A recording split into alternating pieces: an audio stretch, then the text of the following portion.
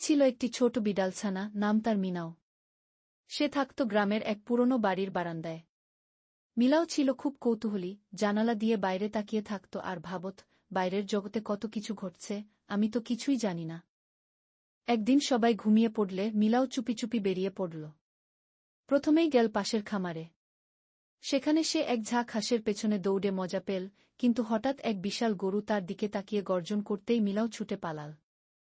তারপর গেল গ্রামের বাজারে। মাছের দোকানের সামনে দাঁড়িয়ে লোভে চোখ চকচক করছিল, হঠাৎ দোকানদার দেখে ফেল। মিলাও আবার দৌড়। শেষে ক্লান্ত হয়ে একটা গাছের নিচে শুয়ে পড়ল। চাঁদের আলো তার চোখে ঘুম এসে গেল। সকালে বাড়ির সবাই মিলাওকে খুঁজে না পেয়ে চিন্তায় পড়ে যায়। কিছুক্ষণ পর মিলাও গাছের নিচ থেকে ফিরে আসে, মাটিতে গড়াগড়ি দিয়ে, চোখে মুখে ক্লান্তির ছাপ। বাড়ির সবাই হাঁফ ছেড়ে বাঁচে। তখন থেকেই মিলাও আর রাতে